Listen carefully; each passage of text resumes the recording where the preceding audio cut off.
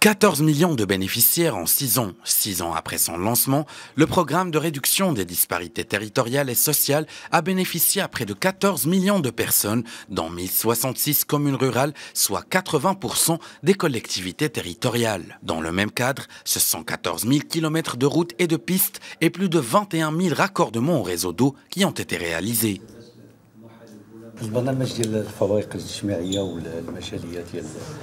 Le programme de réduction des disparités territoriales et sociales est le fruit d'une vision royale, appliquée il y a 6 ans déjà. Aujourd'hui, je considère que ce programme jouit d'une application efficiente et se déroule conformément à une excellente gouvernance dans plusieurs provinces et régions.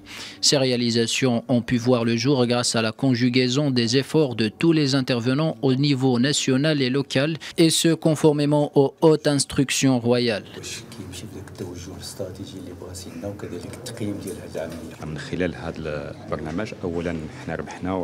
Grâce à ce programme, nous avons acquis une coordination efficace entre bon nombre d'institutions. Ces initiatives ont été rendues possibles grâce à l'adoption d'une gouvernance efficiente basée sur la dimension territoriale et sur la convergence des interventions. Les répercussions positives de ce programme commencent à se sentir déjà sur la scolarisation des élèves et sur la qualité de tous les services fournis.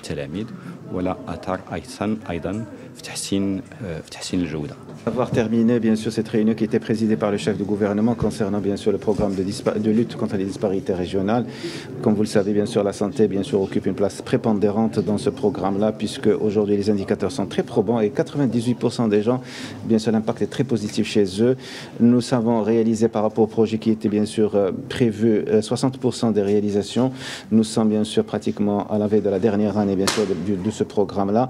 L'impact il est bon et la santé concerne essentiellement la construction de certaines infrastructures qui, bon an, mal an, même avec la Covid aujourd'hui, ils ont servi pour la campagne de vaccination et aussi pour la lutte contre, bien sûr, les cas et la propagation de ce virus. Je pense que c'est des projets qui sont structurants et qui apportent, bien sûr, une valeur ajoutée pour le secteur social. Aujourd'hui, les résultats montrent des progrès spectaculaires, très importants.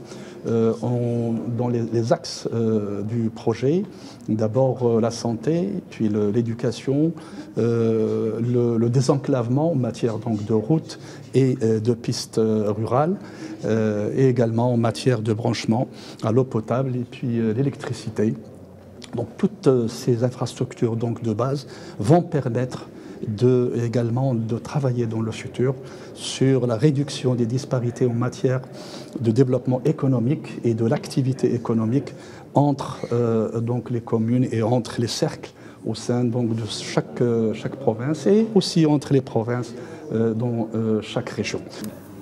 À noter que le programme a également permis la création de quelques 103 millions de jours de travail et de 134 000 opportunités d'emploi directs et indirects, ainsi que la construction de quelques 14 000 km de routes rurales. Les projets inscrits dans la feuille de route du programme visent à assurer le désenclavement de la population rurale, à améliorer ses conditions de vie, ainsi qu'à permettre son accès aux services de base en matière d'approvisionnement en eau potable et en électricité et dans les domaines de l'éducation et de la santé.